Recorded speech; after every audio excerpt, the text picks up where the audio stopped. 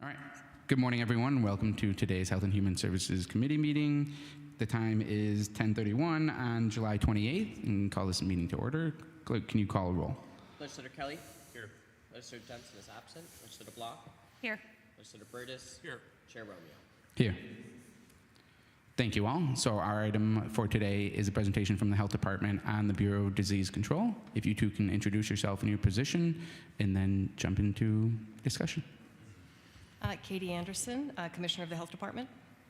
I'm Jim Alexander. I'm the Senior Medical Director for the Health Department. Great. So, Take her away, Jim.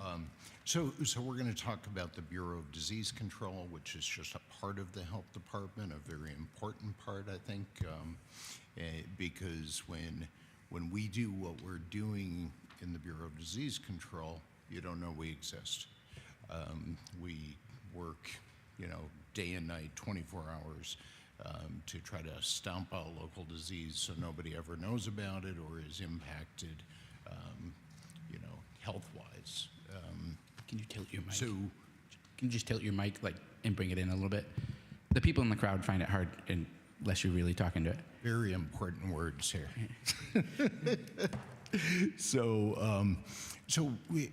The Health Department has a mission as a whole to protect and improve the health of all Onondaga County residents. The vision being that we have our central health department and we coordinate operations, but we rely really heavily upon our community partners to help us do our work.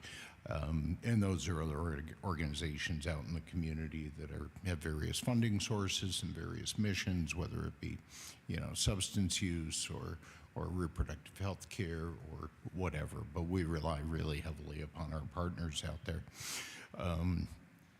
And we're dedicated to keeping everybody healthy. And why do we do this? Well, the state has recognized that it's really important that everybody have access to safety net health care. Everybody, nobody's left in the lurch with some disease that can't be, that could be mitigated, and they just don't have the opportunity to access those services. And what we do is an important part of that. And as part of the Article 6 of the Public Health Law, New York State supports local health departments. They support the health department in New York City and throughout the state so that we can maintain certain core services and make sure everybody remains healthy. And those mandated core services are disease control, emergency preparedness, and health education. And we break down what we do into smaller sections, but we'll go through that. We also, at the health department here, in addition to those core services, we provide some additional services, and we get additional funding for providing those. For example, we have what's called an Article 28 facility. Hospitals, emergency rooms, those are classic Article 28 facilities. They're overseen by the state. They have certain guidelines they have to follow. We also have clinics that fall under those same guidelines as the other Article 28 organizations, but our clinics focus on things like STDs and immunizations and tuberculosis and communicable disease management and things like that. And we'll get into some of the details on that. So breaking down the Bureau of Disease Control, or the BDC, further, one of our really important functions is monitoring communicable diseases. Every day we get emails, or not emails, we get a list of from the New York State Department of Health about diseases currently occurring in our community. And there's over 70 reportable diseases that they report on every day to us.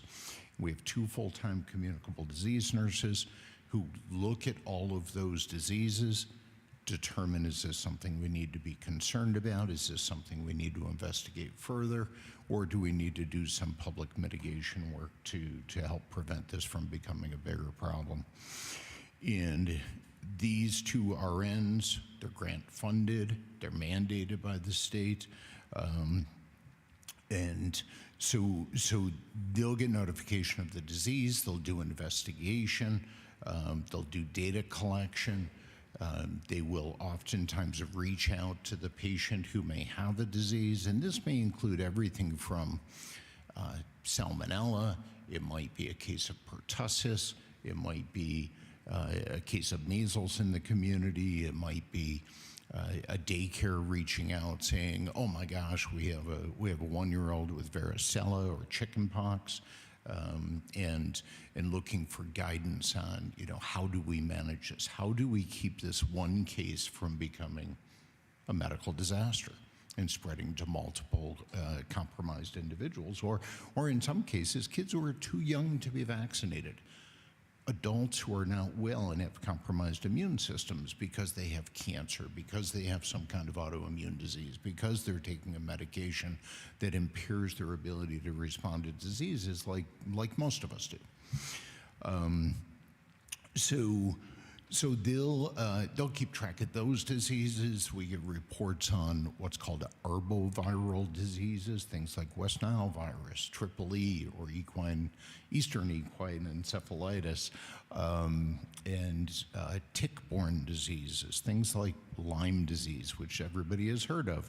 But how many people have heard of ehrlichiosis and babesiosis and anaplasmosis and all these other diseases you can get from ticks that we don't even know about, but we hear about it every day. We hear about these diseases, we find out where these people have been, how could they have gotten this, and make sure that they're getting the right care to make this disease go away. They're not all that common, so a lot of the docs in the communities, though they've heard of these things, maybe they've never treated it. Maybe they treated it 10 years ago and the guidelines have changed since that time. So our job is to stay on the forefront of how do we address these things. And we work with the state, the central or the State Department of Health. We have a regional office of the Department of Health, and we confer with each other to try to establish how to best approach these diseases. We also offer what's called PEP, or post-exposure prophylaxis. So say we get a disease that we get notification that someone who's living at the rescue mission was just diagnosed with meningococcal meningitis. We will go into the rescue mission, we will offer therapy, medication therapy to people who live there. They're living kind of on the fringes of healthcare. They don't have direct access to healthcare. We know what they've potentially been exposed to. We don't tell them who they've been exposed to, but we offer a medication which will help prevent them from getting that disease. And the same thing, somebody, for example, at Wegmans makes subs, and they come down with an illness, and it turns out it's hepatitis A. And that's very transmissible. We will go to Wegmans. We will get the Shoppers Club card records of who ordered a sub. And we will contact people. We will send out media notices saying, if you were at Wegmans and you ate a sub between these days, contact us, and then we'll give them immunizations to help protect against hepatitis A or whatever the disease may be. Can I ask a question about that? Yeah. I have a question about that because, you're talking about trying to figure out backtracking for what their exposure was, and then Wegmans has the great system where they can track with their Shoppers Club card. I'll give an example. So, like, my daughter had salmonella recently, right? And they're asking me, 2 months ago, did she eat cucumbers and stuff like that? And I'm like, dude, it's just really hard. So are there other, non-store-specific ways for people to track or kind of monitor, or us to go back and track, that are clear, kind of like the Shoppers Club card situation? Unfortunately, it usually relies upon people's memory. What did you eat 3 weeks ago? Yeah. And that's really, really hard. And you think about the most recent activity that's been in the media is the CDC has put together, oh my gosh, all these people who ate at Taco Bell, all these people who also had cyclospora, and they kind of went back and said, well, maybe it's the lettuce. And then they found out what farm it might be, and it turns out the testing wasn't quite right, but it's probably still that same farm. And that's the kind of behind the scenes stuff we do. It's like, putting together a difficult jigsaw puzzle. Given limited information, you're putting together this jigsaw puzzle that you only have 5 pieces out of the 1,000 and trying to figure out what the picture is, and that's, so that's part of the fun challenge. I'll add to that as well, and Wegmans is a hypothetical example. Exactly. Not based upon a real instance, just to put that out there. There were a store called Wegmans. So the other thing I'll add is that, and this is ongoing activities, that there's coordination with our Division of Environmental Health as well. So as we all know, environmental health is very engaged in restaurant inspections. That's another one of our activities, but not related to the Bureau for Disease Control. So let's say there's a hypothetical restaurant where a bunch of people have become ill, and then our disease investigators will take the histories. Sometimes it's very challenging to trace back a week or two and remember exactly what they ate, but our environmental health division will also be engaged in trying to get samples of food, for example, and then send them off for testing at the state lab. So there's kind of a coordinated system of trying to put the pieces together, which sometimes can be quite difficult. In something that's also related to our coordinated efforts between BDC and environmental health is rabies control. So we, in New York State, every local health department is mandated to cover the cost of rabies care for anyone who may have been exposed in their county. So, for example, somebody is visiting here from Plattsburgh, a bat flies by and brushes up against them. Onondaga County is required to pay for the preventative measures for that individual from Plattsburgh. Now, that may run up to $10,000 between emergency visits and giving the 4 doses of therapy required.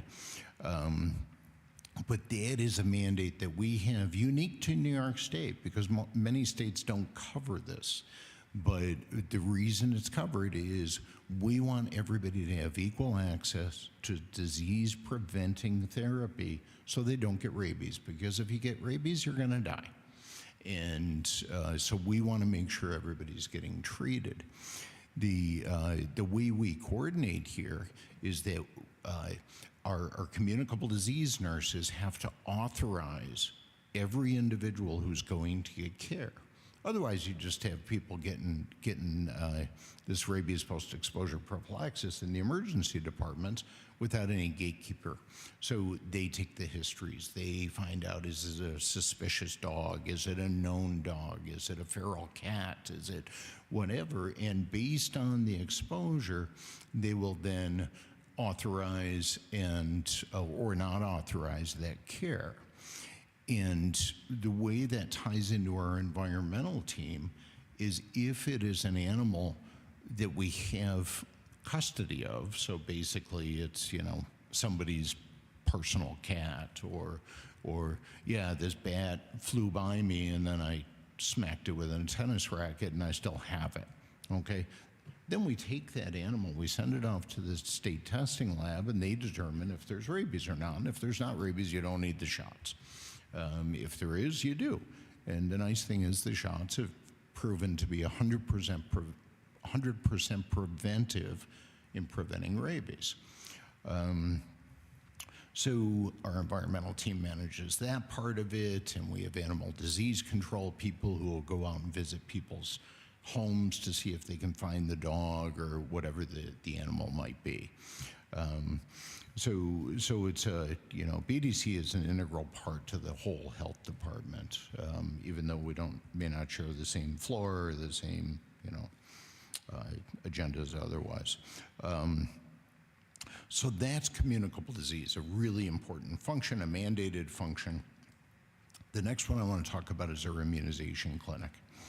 Immunization clinic is funded by CDC, New York State Department of Health, largely grant funded. There's a little bit of otherwise local dollars that go into that. There's 3 full-time RNs. There's what's called 103 RNs. 103s are part-time, per diem, call them up when you need them nurses. And we call them in to help out when we anticipate large volumes of vaccinations. And we have medical assistants there. We are mandated by New York State to make certain that kids are not out of school unnecessarily because they don't have vaccinations. So there's certain vaccines kids need to attend school. The school nurses go through and verify that they're up to date on those school mandated vaccines. If they are not, they're given 2 weeks to come up to date.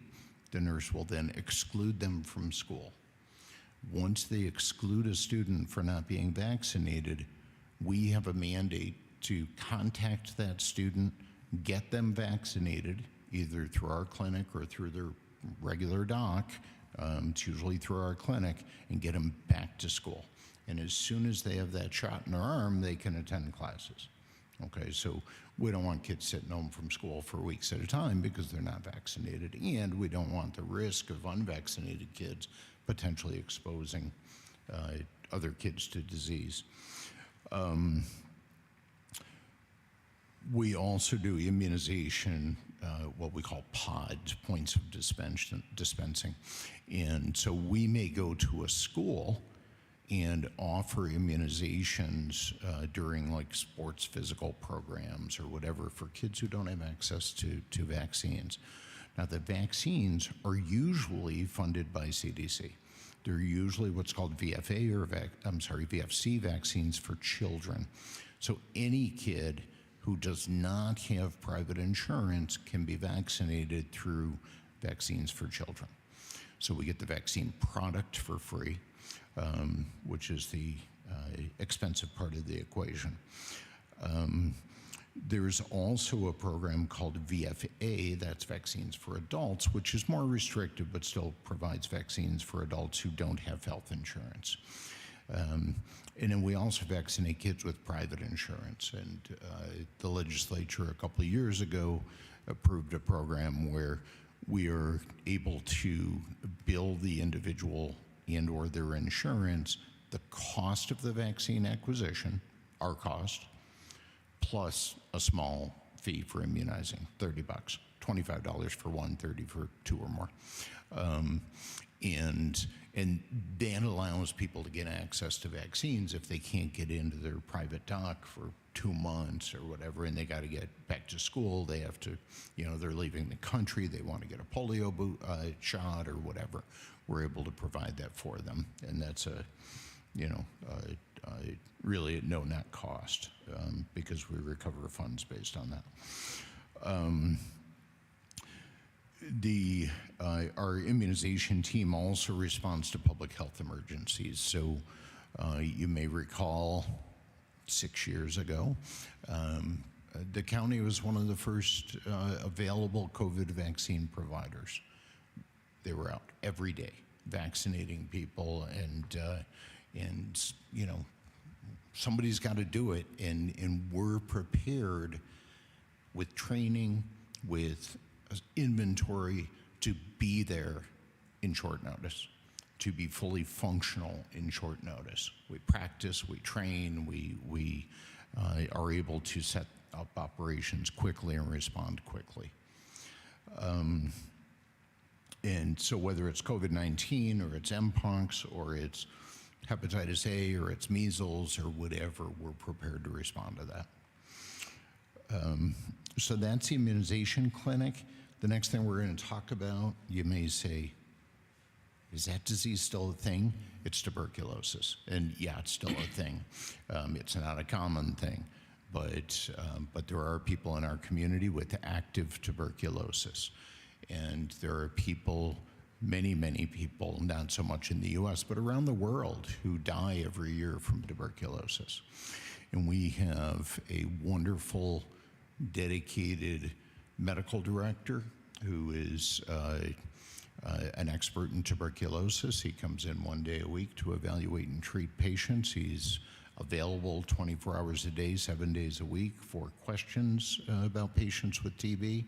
He'll go to the hospitals and see patients while they're still hospitalized to work with us to transition care from for that individual from the hospital to the community. Someone who has tuberculosis can be highly infectious, so we don't want to just send them home if they're still infectious, if they have 3 kids and a spouse living in the home who may be at risk. Because there's really no good vaccine against TB. There's, everybody's basically at risk. So we don't want to just send people home without a good transition plan. So TB care, it's grant funded.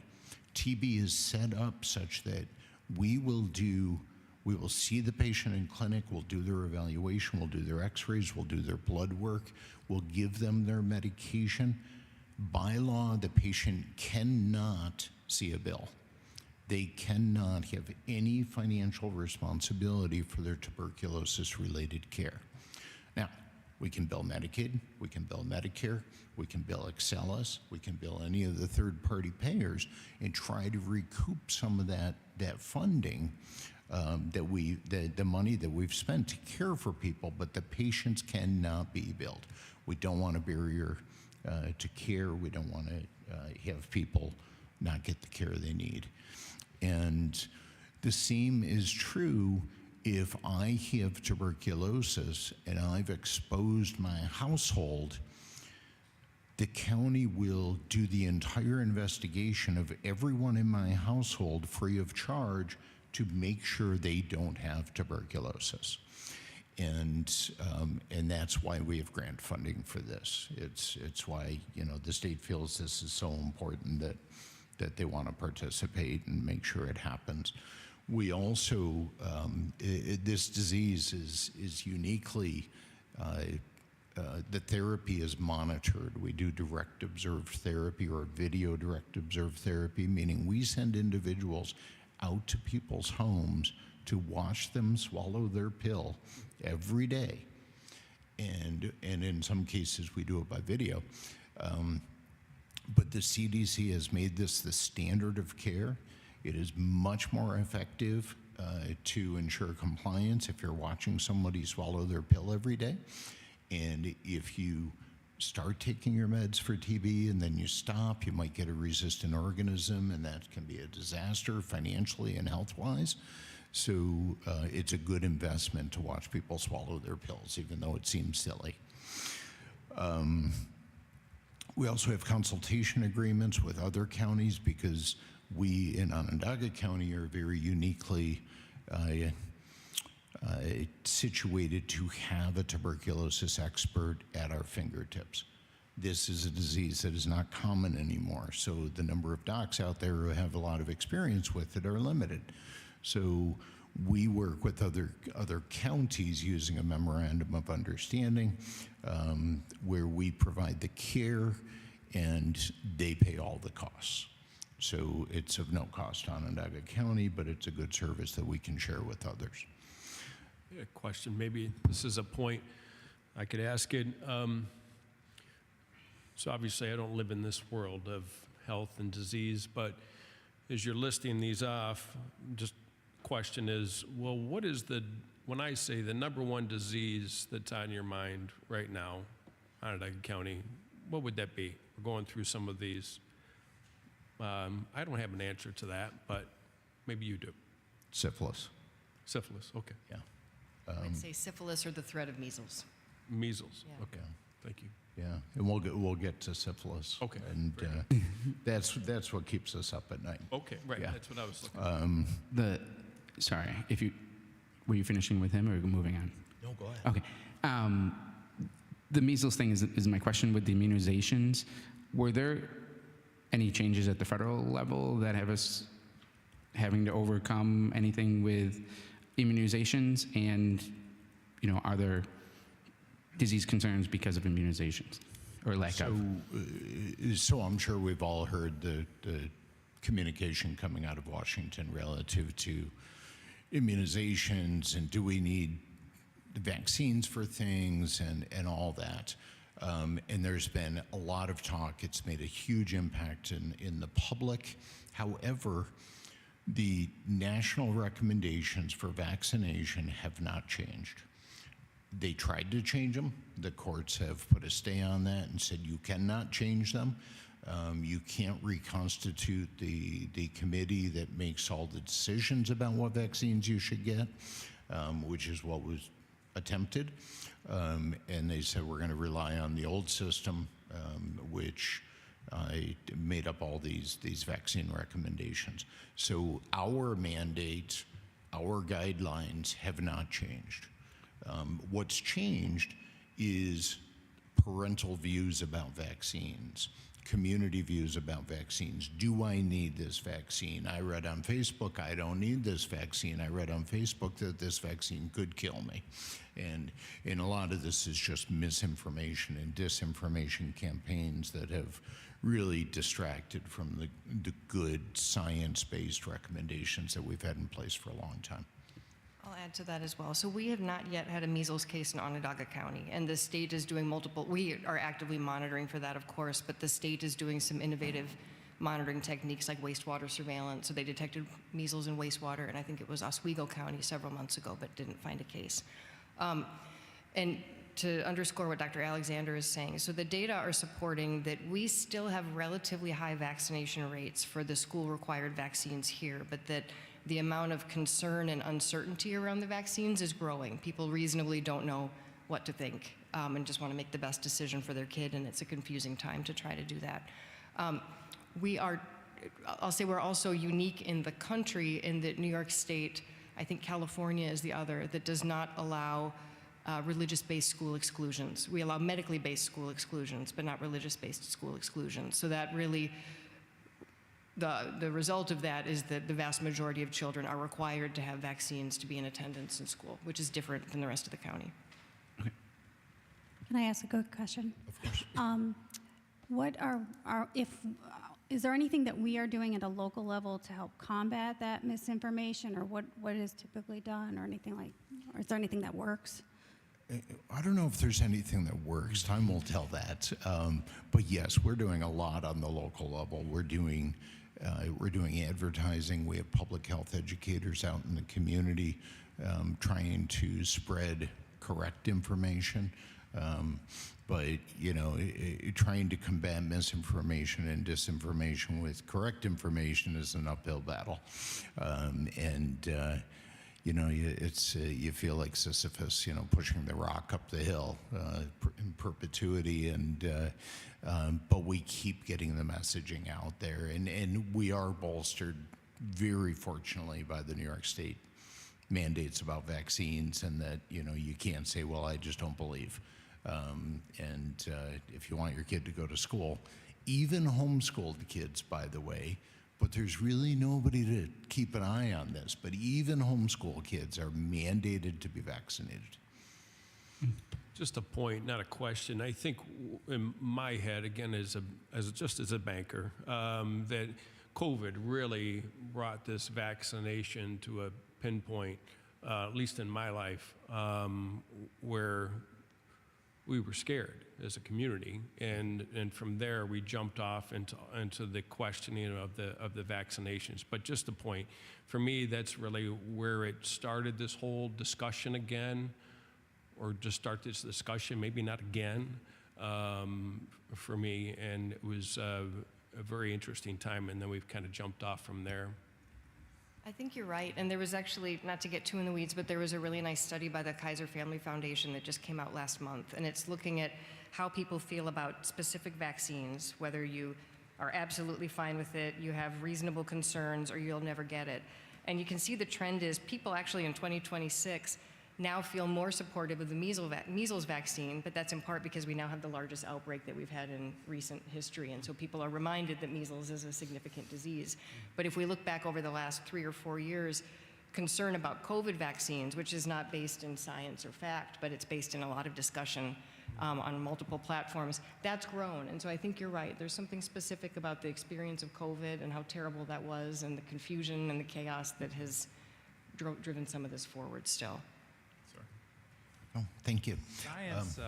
Science and information literacy overall is something of a soapbox of mine, but using COVID as a segue, how would you describe the department and the program's capacity for emergency response today? I mean, COVID was kind of a dry run in terms of the, possibilities of what could happen, and on the spectrum, it was on the not so bad side, which is scary to say.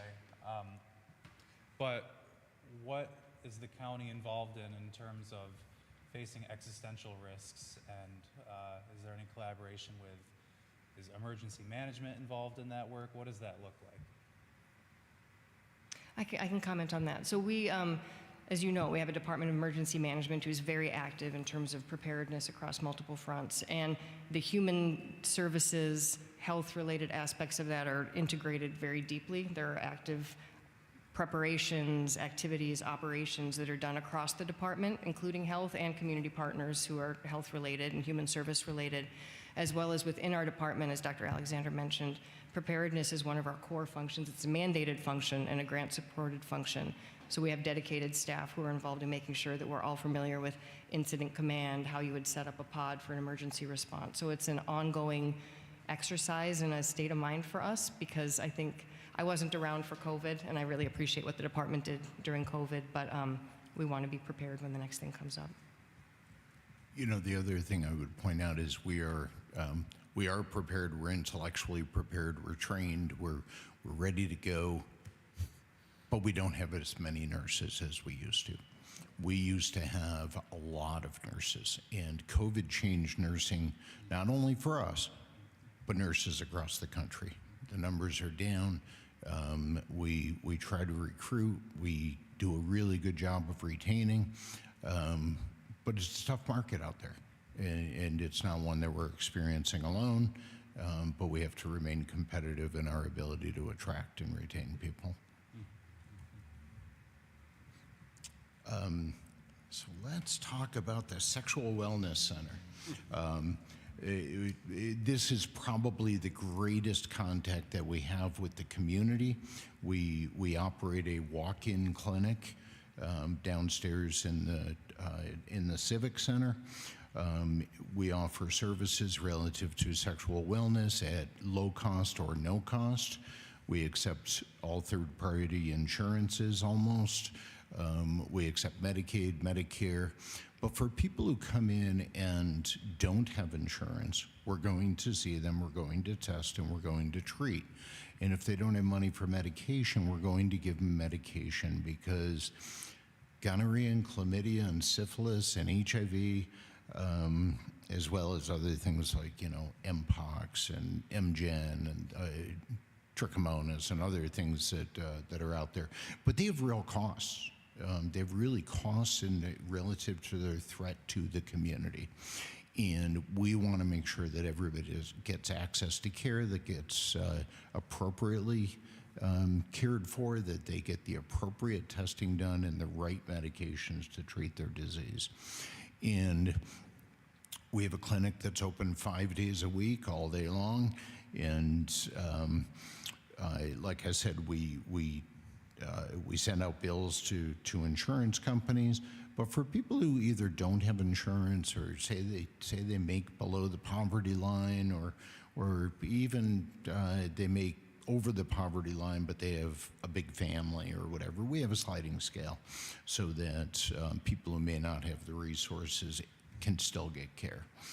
And so primarily focused on evaluation and treatment of sexually transmitted infections. We do screening, meaning people can come in if they don't have any symptoms, just to see if they've been exposed, if they're a carrier of something. We also do evaluation of exposed partners. So if somebody is found to have syphilis and we know that they may have contacted 3 other individuals, we will get in touch with those individuals and say, we have reason to believe you've been exposed to a sexually transmitted infection. We're not going to say this, but we're not going to tell the patient who they were exposed to, but we'll say, we have credible reason to believe that you should be evaluated. And we'll provide that evaluation and care. We give confidential care to minors. We give free care to minors. The New York State public health law affirms that kids should get sexual health care, and that if they choose not to tell their parents, then we can still care for them. It's not up to us, and so there's no barriers to kids getting care relative to STIs or contraception. And we'll talk more about that, but also a really important part of what we do is education. We reach out to the community, we reach out to the schools, we try to provide appropriate education about preventing STIs and about reproductive health services and how to prevent pregnancy and those kind of things. We also have a robust program in what's called HIV PrEP. PrEP stands for pre-exposure prophylaxis. That means we give people medication to take by injection, we give it, or to take orally on a daily basis to prevent them from getting HIV. And these medications are highly effective, and some people who are feel they're at sufficient risk, it absolutely makes sense to take these PrEP medications, and we're very involved with these patients to keep them in care. We've had countless patients who've fallen out of care, stopped taking their medications, and then acquired HIV. So it happens fairly regularly, so we keep on top of them to try to encourage them to continue in care. And working closely with the Sexual Wellness Center is a branch we call the Women's Health Services, where we offer the same degree of confidential care and STD screening and things like that, but we also offer birth control options. We offer birth control pills, injections, implants, long-acting implants. We do screening for disease. We do a lot of education. And we actually take care of a lot of kids in this program, which is really great because they're kids whose lives may have been altered by an STD or may have been altered by a pregnancy when they're 16 years old or whatever. So we feel we can really make a big difference in this community. We have a very new service where we're going out doing what's called street medicine, meaning that we have one of our nurse practitioners going out with our harm reduction team. Our harm reduction team works with individuals in the community who struggle with opioid use and other drug use, and our street medicine outreach tries to reach people who otherwise don't seek care. They may be people who don't have a home to live in, they're unsheltered, they get their care through emergency departments. They're the people who freeze to death in the winter, they're the people who are malnourished, they're the ones who are just not presenting to the hospitals until they're really critically ill. So if we can meet them where they are and address some of their needs, that's been a huge success. Finally, we'll talk about partner services. In partner services, we have 6 individuals called Communicable Disease Investigators. They get results of all the STD testing in New York State. They reach out to the provider and say, hey, did you know that Joe had chlamydia? And did you treat him? And what date did you treat him? And what did you give him to treat for treatment? And then they'll reach out to Joe and say, who've been your other sexual contacts? And we're going to be confidential about this, but we want to make sure that everybody gets treated. And they're grant funded as well. They track diseases, they verify treatment has occurred, they coordinate care for people who have not been treated. So if someone has, say, for example, a new case of HIV, we will get them into care within days of diagnosis to get their care initiated. We have great contacts with community partners who can do this with us. And They will also say, for example, you've been in contact to somebody who has a verified sexually transmitted infection. We will get you in the same day or the next day into our clinic for evaluation and treatment. So it's not like when you call the regular doc and they say, oh, we can get you in a month. We're getting you in today. We're getting you in tomorrow. Whatever works for your schedule. And we're going to make it so that if you don't have insurance, we give you the medication. If you come in and you don't want to disclose that you have insurance because you don't want your significant other to know you were at the STD center, we're still going to treat you because our interest is stopping that disease transmission, and it's pretty cheap to do it. A lot of these medications are like $2 for a course of therapy, so it makes a whole lot of sense to intervene. Back to your question, syphilis is the biggest challenge I think we're facing right now. Gonorrhea, chlamydia rates are down, big sigh of relief.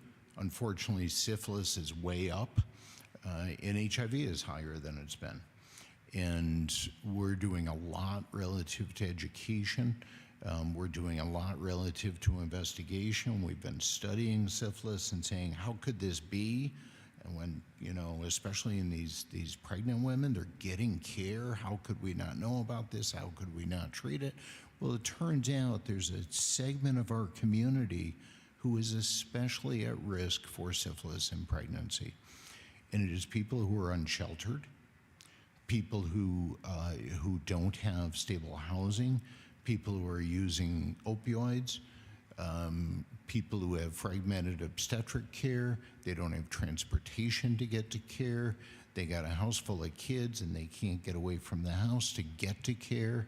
And we have our ears to the ground on this continuously to try to figure out who has syphilis, who's been exposed to syphilis.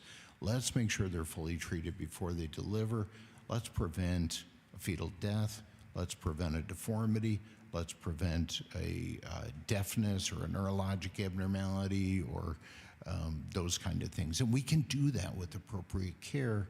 Unfortunately, there's so, we had 7 cases of congenital syphilis last year, which doesn't sound like a lot, but that is off the charts.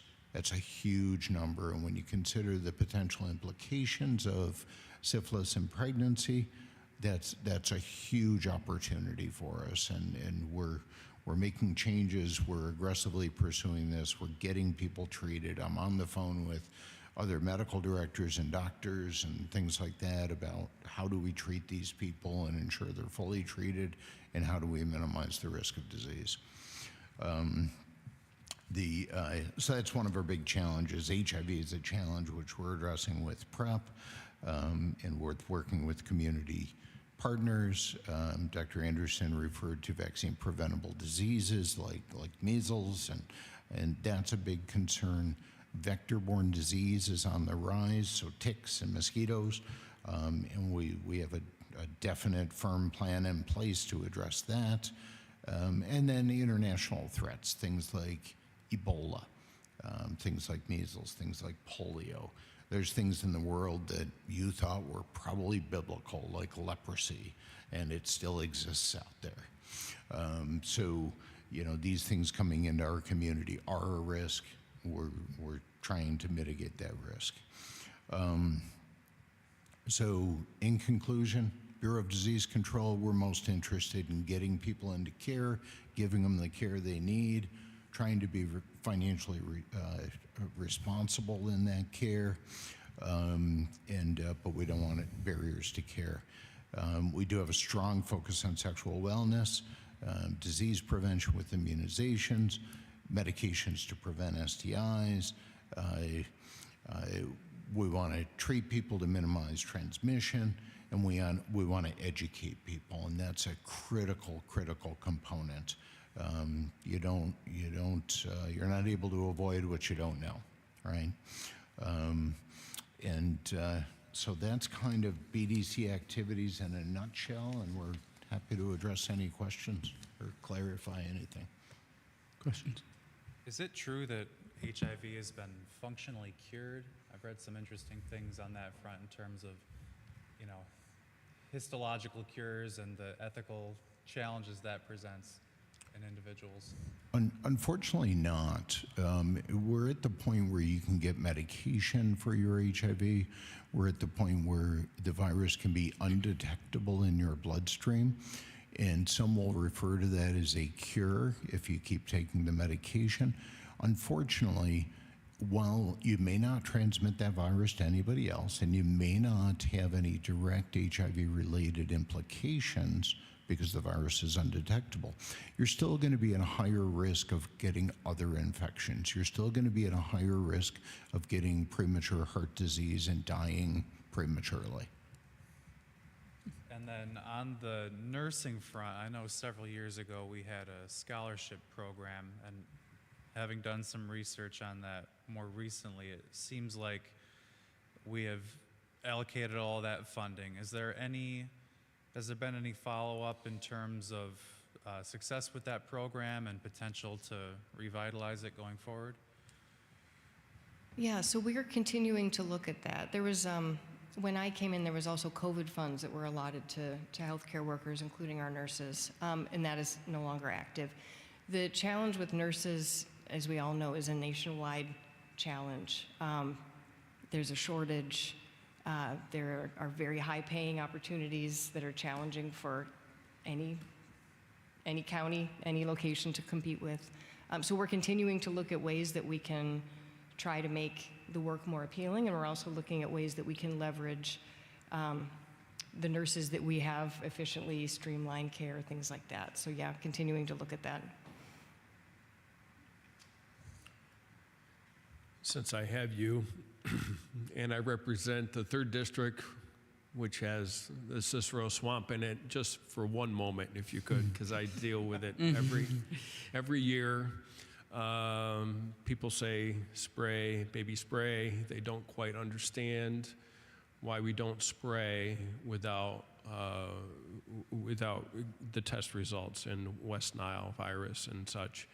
Could you just spend a little time on that for the record, if you will? I have an answer, and I know it's your answer, but could we just say that again? Because they really don't understand, and some are very frustrated through the process. Yeah, I can understand that.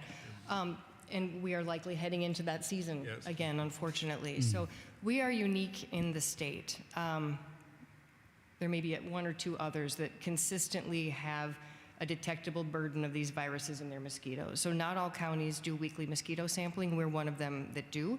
And many of the places that we sample, I think there's 19 sites throughout the county where we sample with a focus on the swamp in particular, because almost every year we find mosquito-borne viruses. The last few years we've reliably found EEE, Eastern Equine Encephalitis, which is unique in New York State. So last year, just for framing, was a bad year for Eastern Equine Encephalitis statewide, and we ended up serving as a resource for other people who had not had to make these decisions about when do you spray, what do you do.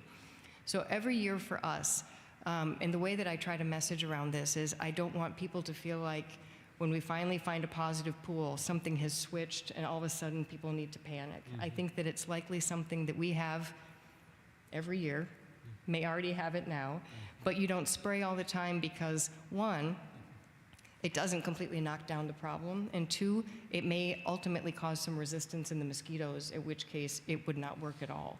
So we try to reserve it for the points where it seems like things are crossing some kind of threshold, where they are more positive pools, multiple positive pools in a week, possibly a human case of West Nile, for example. But we try to be very judicious, is that the right word? We try to be very cautious about how we spray because we want to have that tool in our back pocket for when we really need it. And if we sprayed more liberally, we would lose the impact of it. Thank you. Yeah, that is the answer. Just so I could say, we have an excellent program. In case anybody's not sure, mosquito counts are on the website. We do a great job tracking that, but it is that time of the year, so thank you. Appreciate it. Appreciate that. It's one of those interesting observations that we have measures in place to almost eliminate encounters with mosquitoes. You know, if people wear recommended clothing, if they mitigate their properties to reduce mosquito breeding grounds, if they use DEET control to control their exposure to mosquitoes. Indeed, is very safe. It's another one of the victims of misinformation and disinformation. But if used as directed, it's very safe. And this is a classic case of, we know what we need to do, but I'd rather do something easier. I'm glad you had Dr. Anderson gives that answer. I trust her a lot more than you. No, thank you. Thank you. A couple of things. One is you had talked about treating underage individuals for sexually transmitted diseases, and that is, where does a mandated reporting situation come up, or is that exempt from? How does that work? So we interview all of these individuals about partners, and we try to ferret out who may have been a victim of sex trafficking, who may be a 14-year-old girl with a 21-year-old partner. We try to identify cases of statutory rape and other non-consensual encounters. Unfortunately, we, like everyone who does this, we're not very successful at identifying who's been forced into something. If that occurs, yes, we are mandated reporters. We will make sure that it gets appropriately investigated by law enforcement. But if someone comes in and they're 14 and they have chlamydia and they say, oh no, my partner is 14 and we're in love and it's consensual and all this other stuff, our hands are tied. Our job is public health. Yeah. Our job is not law enforcement. We want to do some anticipatory guidance with these kids. We want to try to get them into safe situations. But as the parent of teenagers, your words only go so far. Yeah. And then my other thing is, can you talk about the physical locations for clinics and things that we have across the county? You had talked a lot about people being able to go to them. Can you just talk about where they are and what we have? Yeah, so our primary clinic is in the basement of the Civic Center. And that's where we have immunization, STD, family planning. We are increasingly trying to be more out of the Civic Center and providing services in the community. So Dr. Alexander referred to a nurse practitioner that we currently have going out alongside our harm reduction team, providing wound care, other limited evaluations. We do intend to really double down on that and increase the extent to which we are able to provide care within our scope out in the community and not necessarily focused at the Civic Center, because we think we'll have a greater impact and really lower barriers for people. Okay, thank you. Any other questions? Good. Well, I appreciate both of you coming in very much. Hopefully we get people to watch this and learn a little bit about what you guys talked about. So thank you all. Thank you. Great. Thanks for the opportunity. Nice to see you. That presentation was the only item on our agenda for today. So can I get a motion to adjourn the meeting? Legislator Burtis, second. Second from Legislator Black. This meeting is adjourned at 11:24. Thank you all for coming.